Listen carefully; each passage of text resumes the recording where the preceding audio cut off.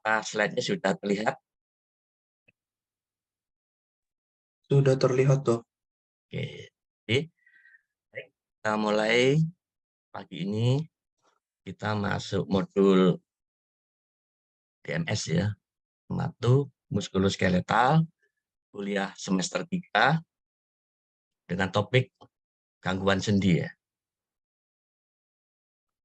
Sesuai dengan tujuan pembelajaran dari topik ini adalah yang tercantum dalam buku rancangan pengajaran, antara lain adalah untuk mengenal penyakit-penyakit atau gangguan sendi ya. Kemudian adanya proses degeneratif, autoimun, maupun metabolik. Juga mempelajari tentang patofisiologi dan patogenesisnya. Terus bagaimana, apa saja manifestasi klinisnya. Terus pemeriksaan dasar yang diperlukan sebagai penunjang. Nah, tata laksana untuk gangguan sendi ini.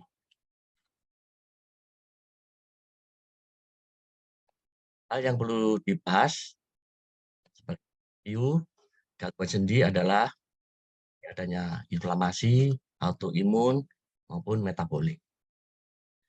Masalah-masalah apa saja yang dihadapi pada penderita dengan gangguan sendi. Terus bagaimana cara menegakkan diagnosis. Terus bagaimana tata laksana dan penggunaan, ya, nanti ada ringkasan. Gangguan sendi ada 3 besarnya, yaitu osteoartritis, rheumatoid arthritis, dan gout arthritis. Kalau awam menyebut sebagai penyakit rematik, tapi kalau di medis ya ada 3 hal ini yang 3 ya, OA, RA, dan GA. Masalah apa saja yang dihadapi pasien-pasien dengan gangguan sendi ini? Salah satunya adalah keluhan nyeri, dimulai dari yang ringan, sedang, sampai yang berat. Dan yang berat ini nanti akan mengganggu aktivitas sampai mengganggu kualitas hidupnya. Dan sakitnya luar biasa, tidak ada yang besuk ya, biasanya infeksi, sakit, dirawat, ada yang besuk. Ini sakitnya luar biasa, pain-nya severe, tapi nggak ada yang besuk. Ya. Oke. Dengan ada nyeri ini masih tidak fatal, tapi akan mengganggu aktivitasnya, menjadi tidak nyaman, hidupnya menjadi tidak tenang, tidak damai ya. Nah, obat-obat ini banyak sekali dan pasien sering lupa gitu ya, sehingga harus diingat efek sampingnya. Salah satunya yang paling sering adalah ke lambung, karena dia akan mengganggu ya, dari prostaglandin. Itu adanya pembiayaan yang mahal, karena obat-obatnya kadang-kadang dia karena nggak tahan sakitnya kombinasi, ada obat oral, ada obat topikal juga. Yang penting kita harus mengenal struktur dan fungsi sendi ini ya. Tentunya komponen sendi disesuaikan dengan fungsinya. Seperti kalau sendi untuk gerakan yang bebas, yang luas dengan fleksi yang penuh, itu seperti sendi lutut, sendi bahu dengan yang besar, itu komponennya adalah tipenya synovial. Ya, seperti ini, synovial. Sehingga sendi lutut kita bisa dengan maksimal.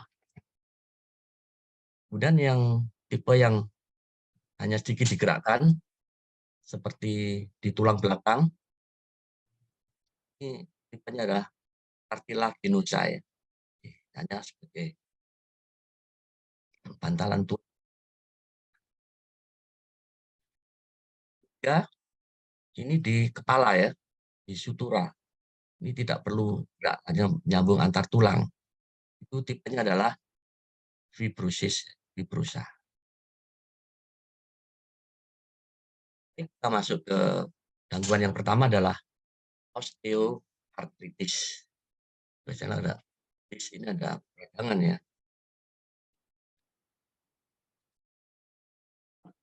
Ciri khas dari osteoartritis adalah kelompok penyakit yang degeneratif.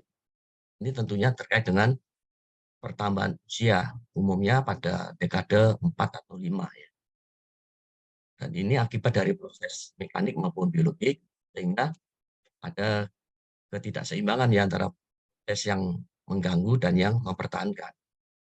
Proses yang mengganggu sebagai degenerasi dan yang memelihara ini adalah sintesis dari rawat sendi.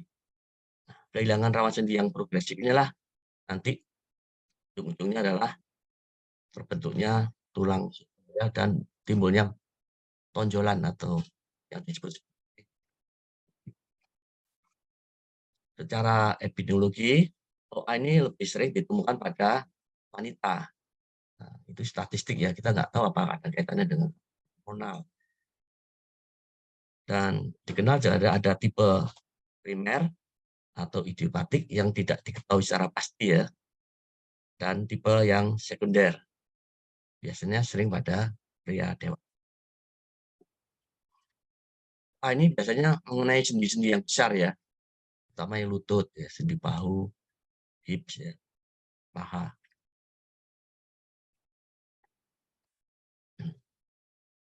Etiologi, tadi sudah disinggung sedikit tentang osteoartritis yang primer. Ini sifatnya idiopatik, tidak diketahui secara pasti, tapi yang diduga adalah proses degeneratif seiring dengan bertambahnya umur ya. Terjadi proses kerusakan tulang rawan sendi, dan ini dipercepat dengan adanya faktor-faktor risiko, kemudian aktivitas yang berlebihan, penggunaan sendi yang sering, ada rumah yang menggunakan naik turun. OA primer ini dapat terlokalisir atau melibatkan sendi. Ini sebagai gambaran tadi, yang sering adalah di genu, juga bisa di daerah hips, atau di cervical, dan juga bisa di sendi yang kecil seperti tangan dan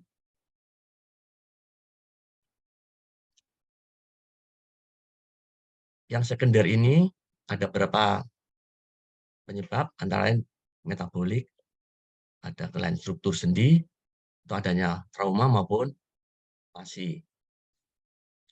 Yang metabolik ini, contoh kasusnya adalah timbunan dari kalsium, adanya asam urat.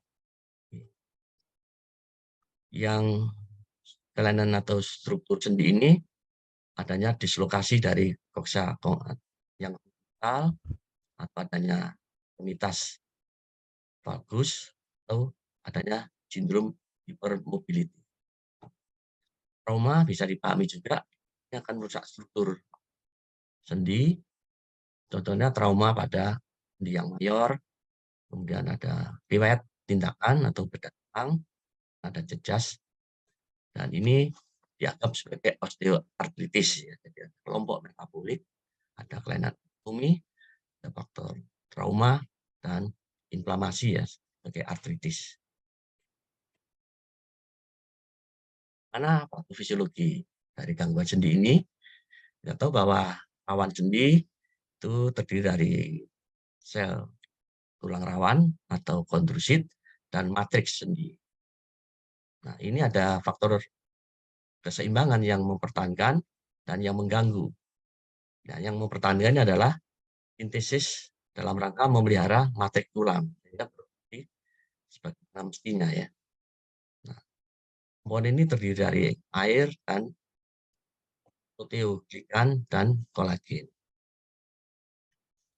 Nah, tadi ada faktor-faktor risiko seperti genetik, kelebihan berat badan, adanya hormonal, kemudian defek anatomi, dan hal ini akan menyebabkan kerusakan dari molekul matriks yang ekstraseluler dan produk degradasi dari kartilago di cairan sendi tadi. Hal ini akan menyebabkan suatu peradangan sehingga timbul kondrosit, dan inilah mulai timbul keluhan nyeri atau pain. Nah, peningkatan yang terbatas dari sintesis matriks makromolecular ini akan mengalami kompensasi atau perbaikan. Tapi kalau gagal tidak mencukupi sintesisnya, akan terjadi suatu hipertrofi dari tulang rawan dan timbullah OA. Nanti kalau di gambaran radiologi akan terlihat ada penyempitan sendi dan timbulnya osteofit. Gimana atau gejala apa saja yang sering timbul? Tentunya ya yang paling sering yang dominan adalah nyeri sendi, misalnya di lutut, di cervical, leher, dan adanya hambatan gerakan sendi. Dan ada kaku sebagai morning stiffness. Adanya krepitasi, jadi kalau digerakkan bunyi. Kemudian adanya dengan bentuk sendi ya, deformitas. Karena ini ada suatu infeksi, kadang-kadang ada inflamasi, adanya pembengkakan dan biasanya asimetris ya, hanya salah satu bagian kaki saja. Nah, ada inflamasi, ada tanda-tanda peradangan, dan karena ada nyeri, ada perubahan berjalan. Nah, tadi faktor risiko apa saja? Satu adalah seks, kemudian genetik, ya, bisa faktor ya, obes, terus tadi hormonal tadi, adanya trauma, riwayat tindakan atau operasi, dan lingkungan ya, pekerjaan yang menuntut kompetensi yang berlebihan atau di tempat kerja yang di lantai atau lantai 3 tidak ada lift, naik turun tangga. Nah, ini perbandingan sendi yang normal ya, yang sebelah kiri adalah yang normal. Nah, kita lihat ya, di sini kapsulnya masih normal, bagus. Ini juga rawannya, sinovialnya, nggak tulangnya. Sedangkan yang di bagian kanan itu ada artritis ya. Ini kapsulnya menebal ya dibanding yang sebelah kiri ya. Kemudian ada bentukan dari semacam kista, kemudian ada sklerosis atau kerusakan di subkondrial. Kemudian ada ini fibrilasi dari kartilago. Kemudian ada hipertrofi atau penambahan massa dari sinovial. Dan ini nanti timbul bentukan osteofit ya. Ini nanti kalau di ronsen bisa kelihatan sebagai suatu tonjolannya. Ini hampir sama dengan gambar sebelumnya. Ini dalam kondisi yang normal, kemudian rawat sendinya juga baik, ujungnya rata ya, rata, kontinu, kemudian sinovialnya juga normal, kapsul sendi juga normal. Dan sebelah kanan tadi kapsulnya ada menebal, kemudian di tulang subkondrial sudah mulai bentuk seperti kita, kemudian ada sinovitis yang kronis, dan ini nanti ujung-ujungnya adalah muncul suatu COVID.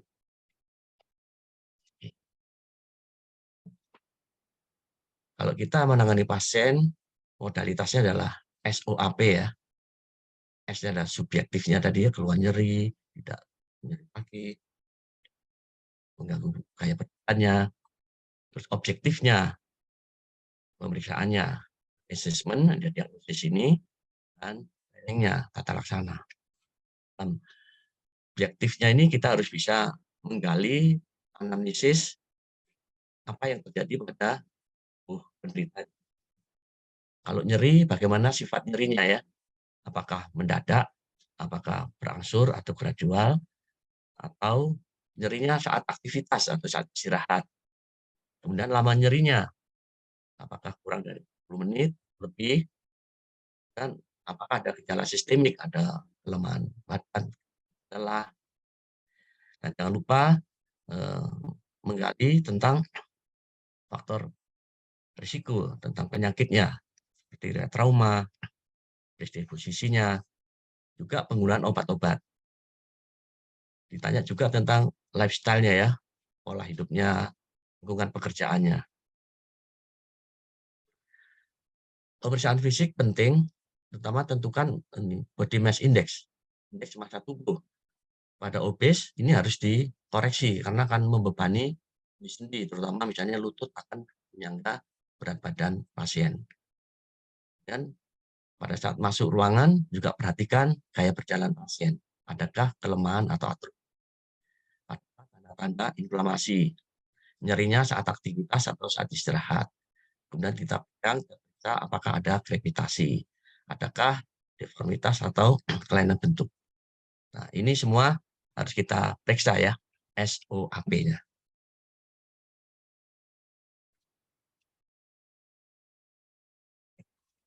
Pemeriksaan penunjang apa saja yang dibutuhkan pada kasus OA ini? Salah satunya adalah pemeriksaan laboratorium, kemudian pemeriksaan imunologi, dan yang penting adalah gambaran radiologinya. Gambaran radiologi ini tadi sudah disinggung sedikit adalah ada penyempitan dari celah sendi. Ini adalah asimetris. Ini kaitan dengan beban dari tulang. Hanya pembentukan kista dan yang spesifik pada OA ini adalah gambaran osteofit atau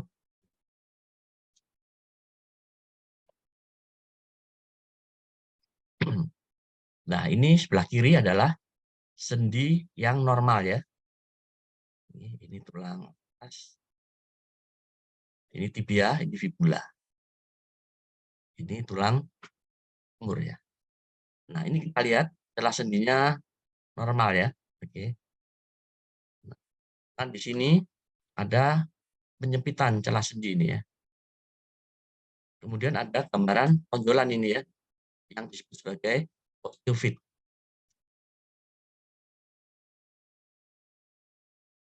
Ini makin jelas gambarannya dibanding dengan yang sebelah kiri ini sangat nyempit celah sendinya ya. Jadi ciri khas dari osteoartritis adalah penyempitan celah sendi dan adanya tonjolan yang disebut sebagai osteofit. Ini kan adanya osteofit ya di sendi yang lebih kecil pada tangan maupun kaki. Dan ada pembentukan sklerosis ya pada.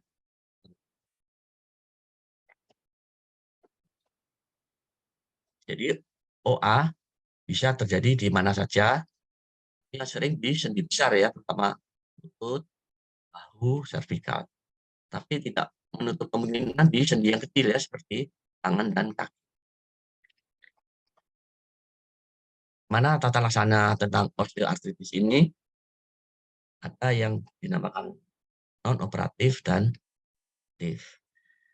Yang non-operatif ini ada yang non-farmakologis dan farmakologis. Nah, di sini penting untuk non-farmakologis untuk mengkoreksi lifestyle-nya, pola hidupnya, edukasinya, kemudian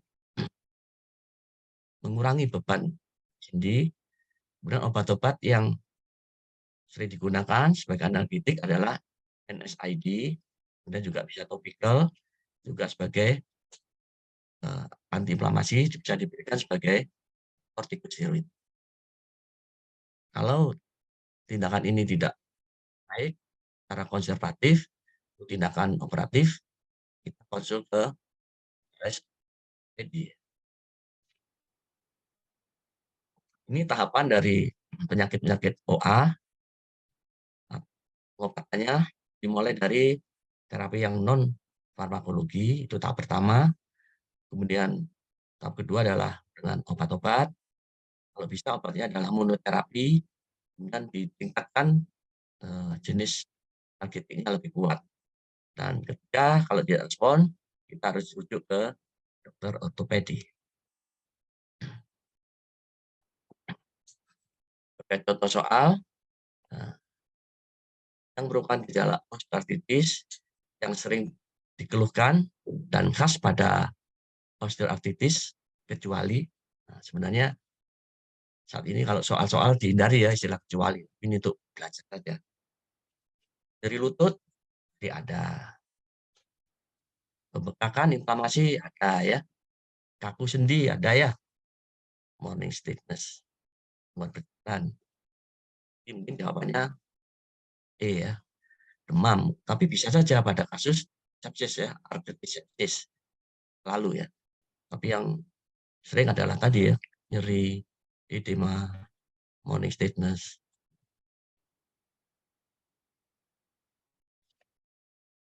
Barangkali ada pertanyaan tentang osteoartritis, kita melangkah ke rheumatoid arthritis. Oke, kalau nggak ada, kita lanjut dulu aja ya. Tadi OA, sekarang RA. Secara definisi, penyakit ini adalah merupakan kondisi inflamasi kronik dan dikaitkan dengan proses autoimun ya, dengan sebab yang belum diketahui dengan pasti. Gejala klinisnya yang klasik adalah adanya poliartritis, terutama dominannya sendi kecil ya, terutama tangan dan kaki. Beda dengan yang OA tadi lebih dominan yang sendi besar. Dan yang perlu diketahui juga, RA ini bisa mengenai di sendi atau di luar sendi. Jadi sudah disebutkan bahwa ini adalah penyakit atau gangguan sendi yang inflamasi, yang kronik, progresif, dan mengenai sinovium. Patogenisnya dikaitkan dengan faktor genetik, autoimun, dan gangguan di rawat sendi. Gejalanya, setiap sendi yang dominan adalah nyeri, kemudian ada pembukaan, terus ada gangguan di pergelangan, baik itu di sendi metakarpofalangeal maupun interfalang yang proksimal. Nah, ini yang sendi yang normal, sedangkan yang RA ini ada terlihat gangguan deformitas ya, ada kelainan bentuk ya dari tangannya ini ya. Jadi kalau secara radiologi RA ini kadang-kadang ada bentuk konek gitu seperti leher angsa gitu ya. Dan di sini ada erosi ya dari tulang ini.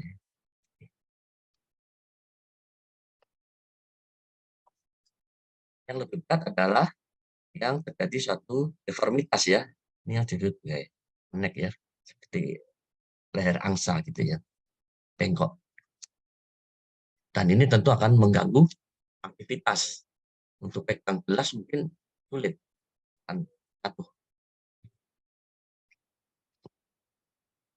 Secara epidemiologi, RA ini diperkirakan ada 1% dari populasi di seluruh dunia dan sering mengenai pada usia-usia produktif ya, dewasa antara 40, dan ini juga dikatakan dilaporkan 50% faktor genetik dalam perkembangannya adalah rheumatoid arthritis, memiliki keterlibatan 50% dalam rheumatoid arthritis.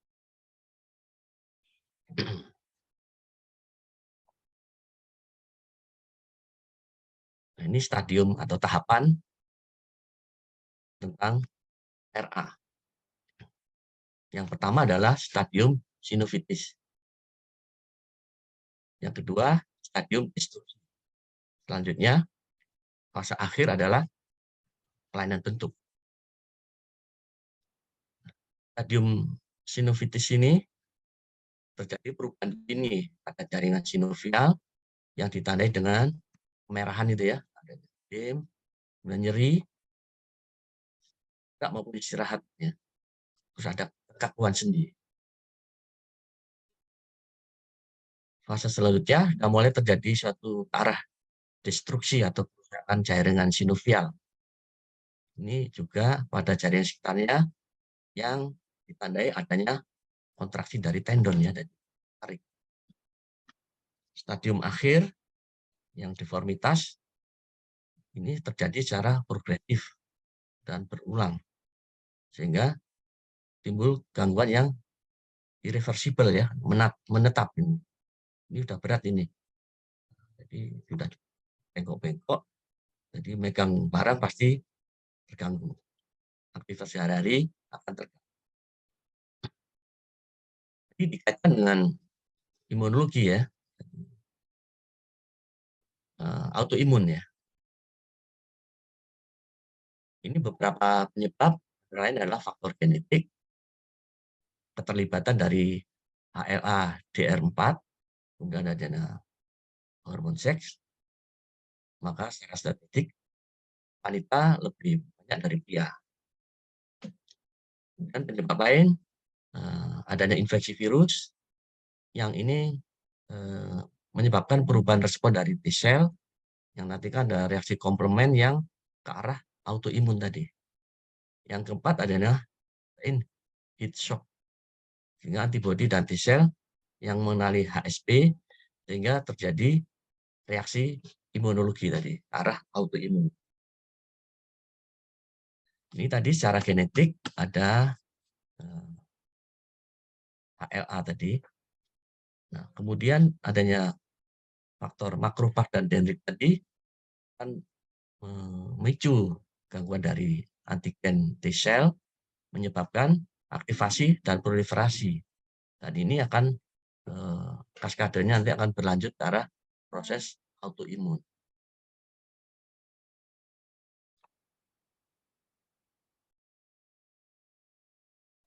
Nah, mana reaksi autoimun atau infeksi ini disinggung adanya proliferasi dari makrofag dan fibroblast sinovial.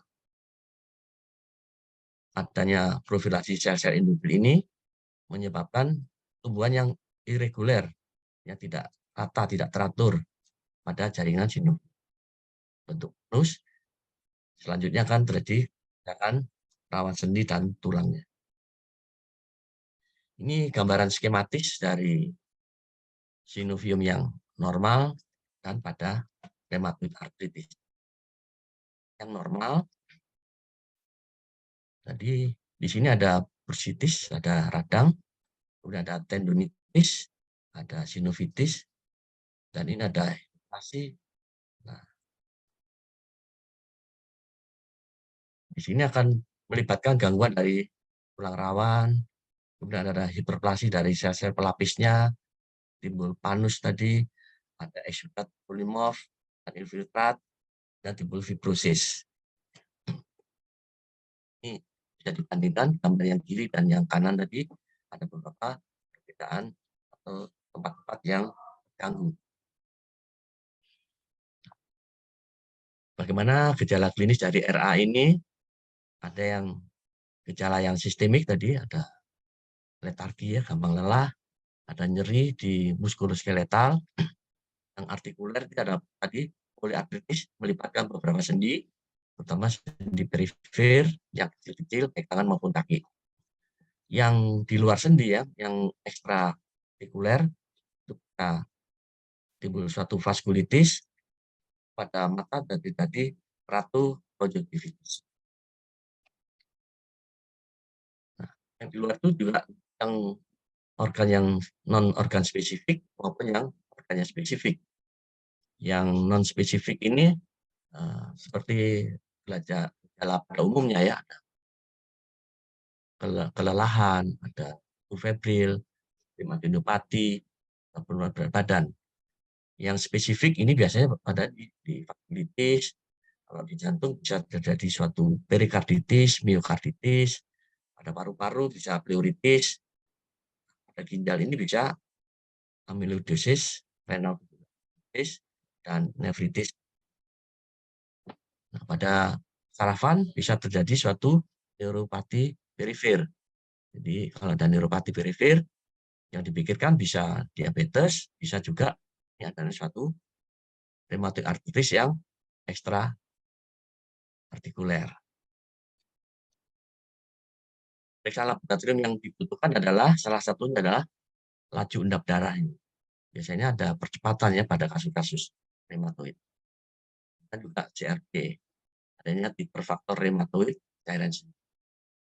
Jadi yang dominan pada RA ini adalah pemeriksaan faktor rheumatoid, RH faktor. Ya. Yang kedua CRP, ini adalah menandakan suatu peradangan. Kemudian bagaimana kondisi ronsenologisnya? Ya, awal pembekakan jaringan gut dan ada erosi pinggir, kemudian ada osteoporosis di kulit.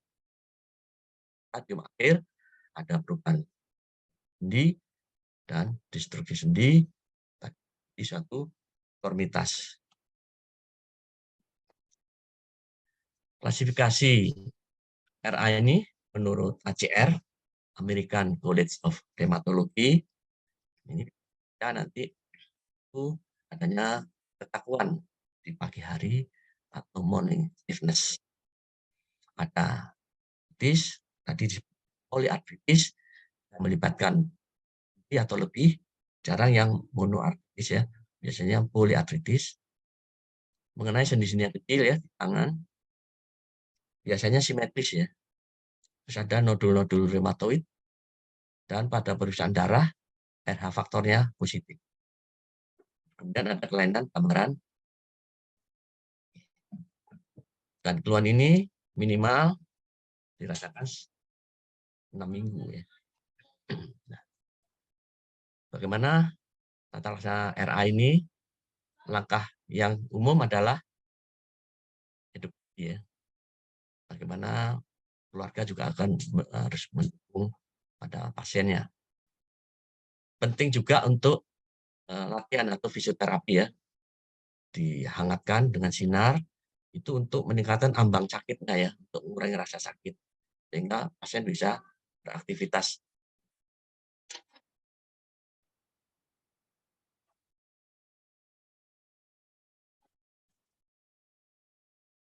Jadi kalau ada gangguan aktivitas sehari-hari, kita butuh kasih ke rehab medik ya untuk fisioterapi.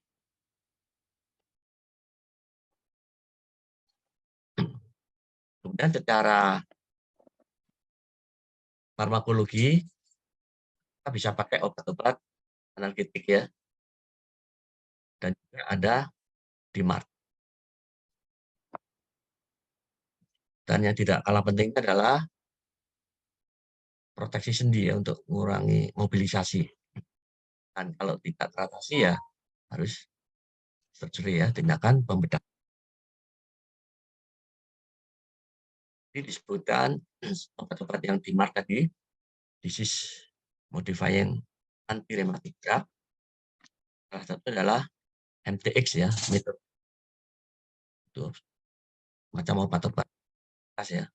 Chloroquine ini dulu pakai obat malaria ya. Nah, yang sering adalah sulfasalazin, kemudian ada leflunomide, infliximab, dan etanercept. Ini obat-obat yang DMARD. Nah, tujuan terapi salah itu adalah remisi, yaitu mengurangi keluhan-keluhannya ya.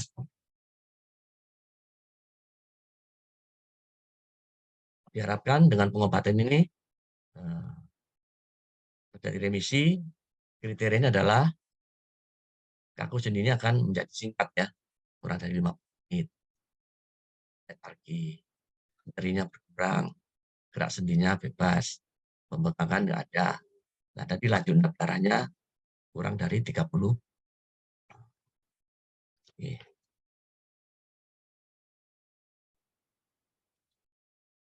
Berikut contoh soal tentang RA ya. Penyebab dari rheumatoid arthritis adalah disebabkan oleh sistem imun yang menyerang tubuh yang sehat, disebabkan proses penuaan, trauma, obesitas, dan faktor lain, disebabkan kekurangan estrogen, disebabkan terjadinya lupus, disebabkan bakteri, jamur maupun virus. Saya kira jawabannya apa ini ya? D, dok. D. Ada yang lain?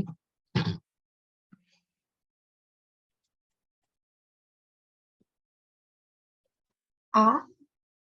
Oke. A.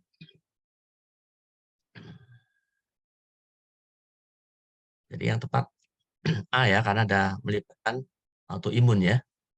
Tadi terkait dengan T-cell tadi ya. Oke, kita lanjut. Yang ketiga atau yang terakhir, gangguan sendi tentang gout arthritis. Osteoartritis, rheumatoid arthritis, dan sekarang gout arthritis. Ini penyakit apa ini ya? Gout arthritis ini.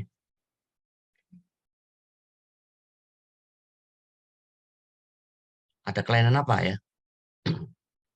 Kalau tadi osteoartritis di sendinya ada penyebab, ada osteofit, RA, ada proses autoimun, ada deformitas.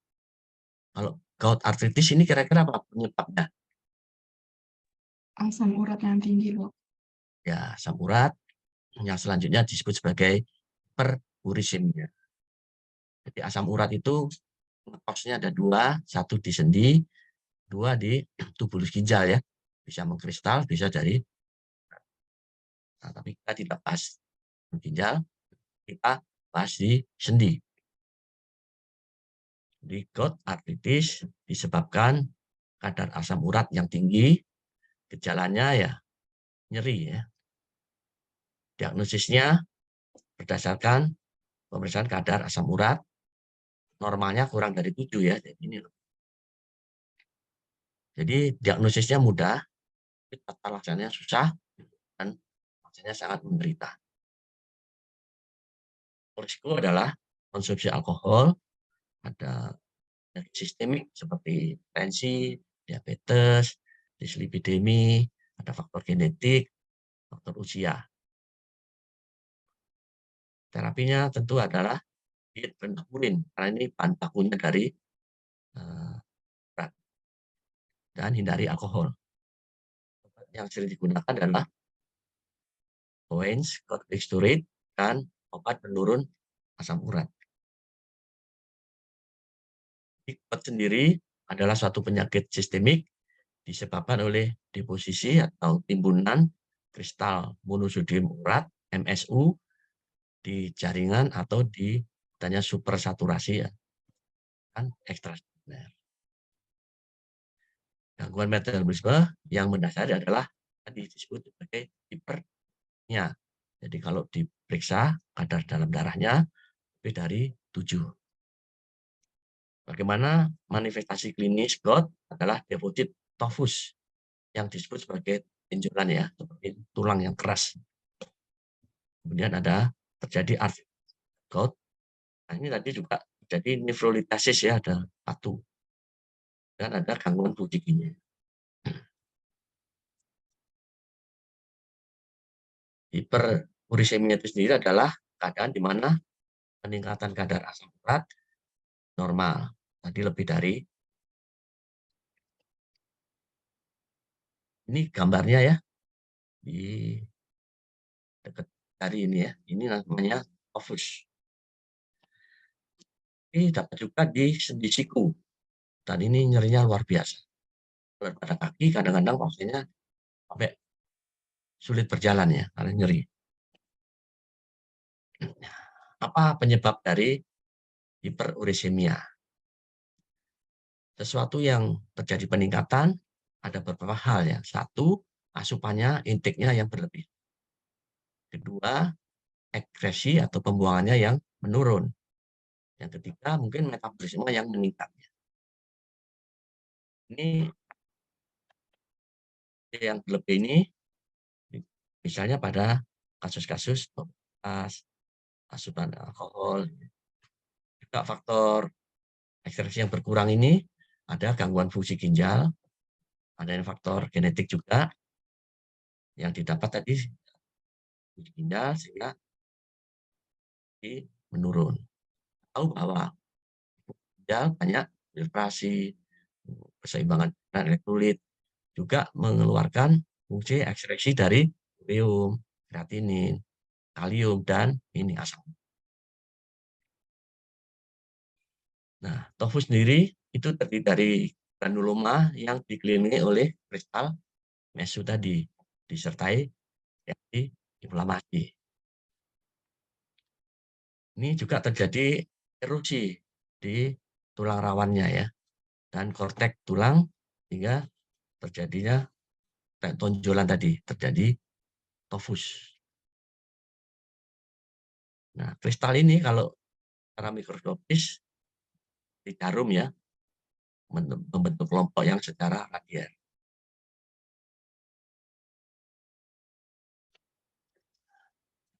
Bagaimana patofisiologi dari gout arthritis ini? Yang pertama adalah peningkatan dari kadar asam urat, kemudian dari penimbunan atau penumpukan kristal pada sendi, kemudian terjadi reaksi inflamasi, peradangan. Nah, di sini mulai timbul gejala sistemik ya, ada kerusakan jaringan. Nah, stadiumnya diawali dengan yang asimptomatis. Kemudian timbul gout akut yang intermittent, bintang timbul. Lama-lama ada critical gout dan muncul tofus. Nah, bagaimana gambaran klinis dari GA ini?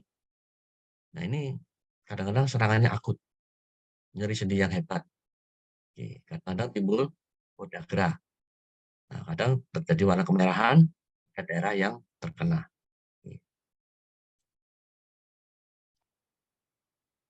Ini ada disebut sebagai disease of king dan king of disease. Ini maksudnya adalah disease of king atau king of disease. Jadi ini rajanya sakit ya. Sakitnya luar biasa, nyeri hebat, pain yang severe. Dan disease of king, penyakitnya para raja. Dulu riwayatnya ada raja yang ke-8 itu sakitnya para raja ini karena terbiasa makan yang enak-enak ya. Ya, akhirnya sekarang harus dibatasi. Kita disebutkan serangannya, tahapannya bisa asimptomatis dan mulai timbul serangan yang akut dan kemudian terjadi topus dan pembengkakan dan nyerinya ini kadang bisa menetap.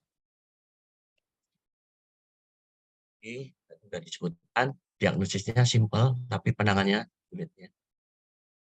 Nah, biasanya kalau di aspirasi cairan sendiri ada gambaran kristal MSU ya, monosodium urat. Secara mikroskopis berbentuk jarum tadi pada darah kadarnya lebih dari 7. Kalau di radiologi ada pembengkakan pada jaringan lunak, daerah sekitar sendi yang terkena. Nah, ini gambaran mikroskopisnya, kristalnya berbentuk jarum. Dan menurut kriteria American College Rheumatology, cara mendiagnosisnya adalah pertama di klinis, pemeriksaan laboratorium, kadarnya lebih dari 7, kemudian ada radiologinya, ada pembengkakan di jaringan lunak sekitar sendi. Bagaimana kriterianya menurut arah American Rheumatology ini? Tadi pertama kadar asam uratnya yang tinggi, kemudian ada artritis akut, ada inflamasi. Berbeda dengan RA tadi, poliartritis, ini bisa monoartritis. Sendi yang terkena biasanya mengalami kemerahan ya, hipemi dan bengkak. Bisa terjadi pada sendi metatarsofalangeal yang pertama, kemudian artritis akut unilateral, kemudian adanya tofus, adanya hiperurisemia, dan yang pembengkakan, dan timbulnya nyeri yang hebat. Bagaimana membedakan tiga hal tadi antara OA, RA, dan GA? Mas, secara umumnya, kalau yang RA ini ada fatigue ya, ada lelah. Kemudian kalau durasi tentang morning stiffness-nya ini yang dominan itu pada RA ya, lebih dari 1 jam. Kalau morning pada OA biasanya singkat ya, kurang dari menit.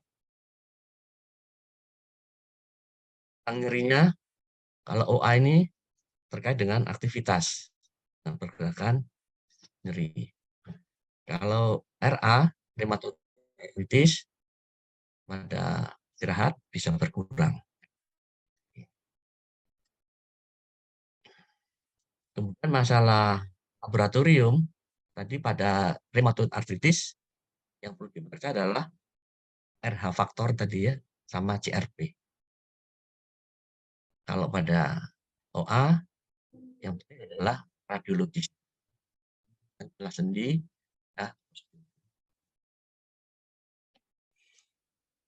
karena penata laksanaan gout arthritis ini bisa dimulai dari monoterapi, tapi sangat dihindari jangan terapi kombinasi, karena efek samping obat ini adalah mengganggu lambung, bisa bleeding ya, atau melena, ulkus. Jadi dimulai dari yang ringan, NSAID, atau yang selektif ya, COX-2 inhibitor. Dan bisa ganti dengan corticosteroid atau colchicine. Nah, yang perlu diingat pada gout arthritis ini, pada saat memberi obat anti purinnya, anti asam uratnya, kalau ada nyeri yang hebat, tunda dulu asam uratnya. Diatasi dulu anti nyerinya. Kalau nyeri sudah berkurang, harus diberikan obat turun asam urat. Sebab kalau diberikan langsung, terjadi pembongkaran purin, nyerinya akan makin hebat. Nanti pasien tidak datang ke kita ya, lain hati nanti. Makanya hilangkan rasa nyeri, dan baru obat turun asam urat. Nah, tujuan terapi adalah mencegah terhadap serangan yang berulang. Diharapkan juga terjadi penyerapan dari tofus tadi pada sendi maupun pada tubuh. Nah, pengelolaan asam urat ini diturunkan dengan nama obatnya adalah allopurinol. Yang kedua dengan obat probenecid. Dan yang penting adalah dietnya. Dan ini perlu kita konsul ke ahli gizi. Apa saja diet yang rendah purin. Kalau awam bisa diingatkan dengan istilah benjol gitu ya. Benjolan tofus tadi. Itu karena makanan yang berlebihan dari itu bayam, emping, nangka, jengkol, dan jeroan ya. Lemak, kacang-kacangan. Dari ini supaya tidak benjol atau tofus. Ini sebagai contoh soal yang merupakan tempat intervensi farmakologi pada kelainan metabolisme purin seperti pada adalah hipotidin, santin, inosin oksidase, santin oksidase, santin oksidase. Kira-kira apa ya jawabannya ya?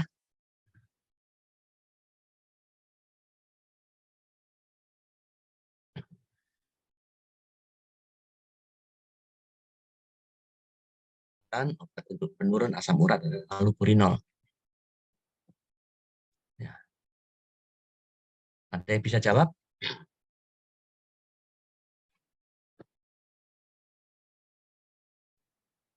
Jadi mekanisme timbulnya asam urat ini, bakunya adalah urin. Urin nanti berubah menjadi hiposantin, selanjutnya menjadi santin, dan berakhir menjadi asam urat. Nah, allopurinol itu peran di fase ini ya, menghalangi dari hiposantin menjadi santin, dan santin menjadi asam urat. Jadi pada santin oksidase ini ya. Ya, obatnya adalah allopurinol. Mungkin slide terakhir ini ya, sebagai bahwa keluhan nyeri menyebabkan terganggunya aktivitas dan berpengaruh pada kegiatan sehari-hari sehingga mempengaruhi kualitas hidup. Tujuan terapi adalah mengurangi rasa sakit dan mengurangi penderita.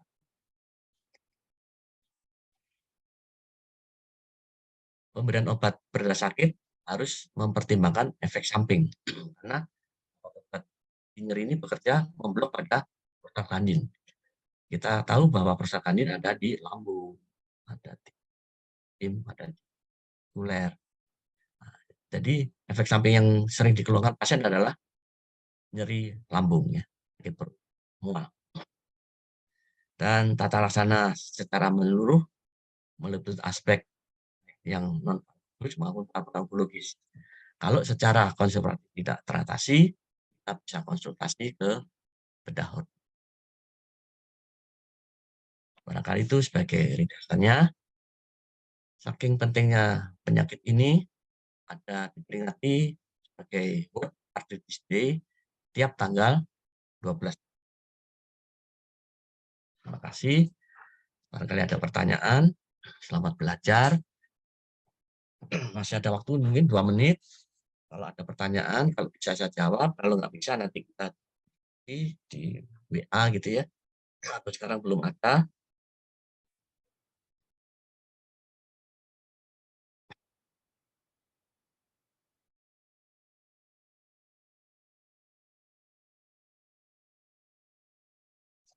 Sudah cukup ya, Dr. Riva ya?